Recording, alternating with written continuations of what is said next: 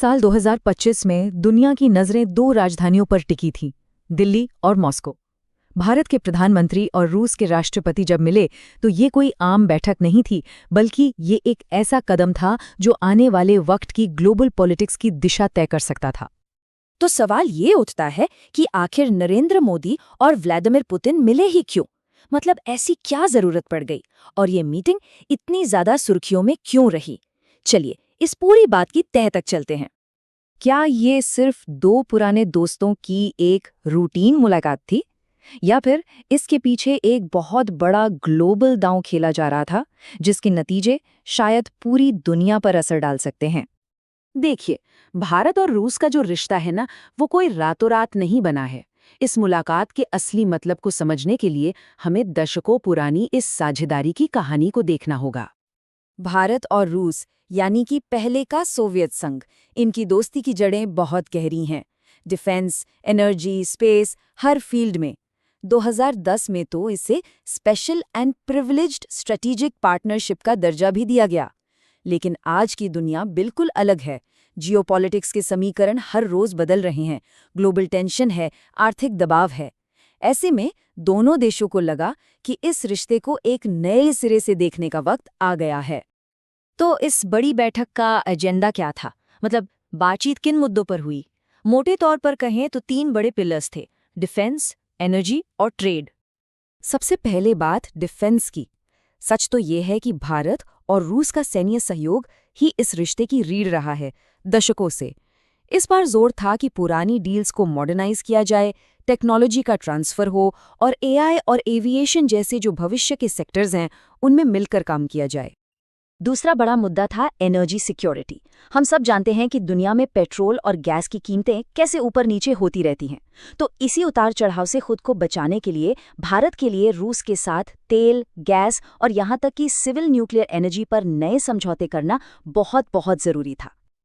और तीसरा, जाहिर सी बात है, ट्रेड यानी व्यापार।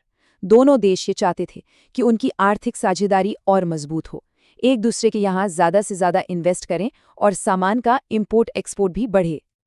लेकिन रुकिए, ये बैठक सिर्फ रक्षा सौदों या व्यापार के बारे में नहीं थी। नहीं, इसके पीछे भारत की एक बहुत बड़ी और सोची समझी जियोपॉलिटिकल स्ट्रैटेजी काम कर रही थी।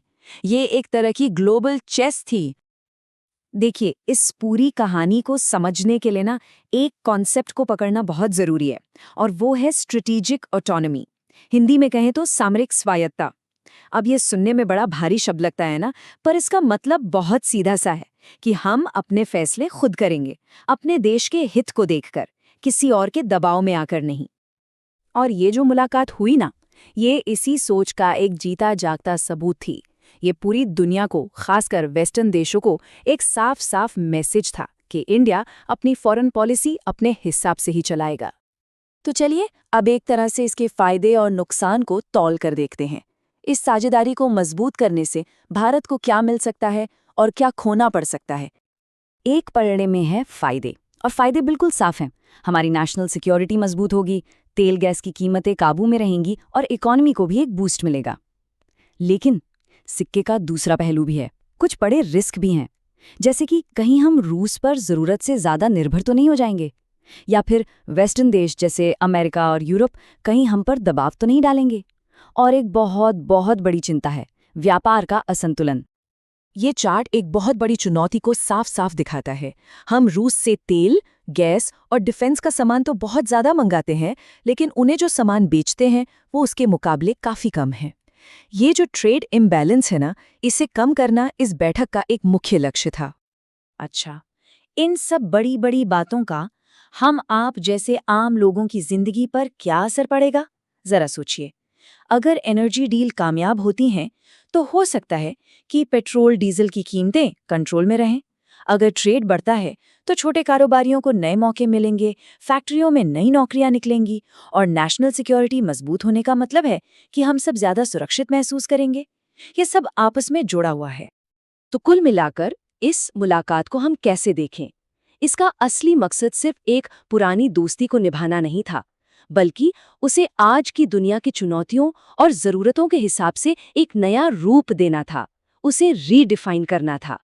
मतलब बात सिर्फ पुरानी यादों को ताज़ा करने की नहीं थी, बात थी भविष्य के लिए एक ऐसा नया रास्ता बनाने की जो पूरी तरह से स्वतंत्र हो और जिसमें भारत के हित सबसे ऊपर हों।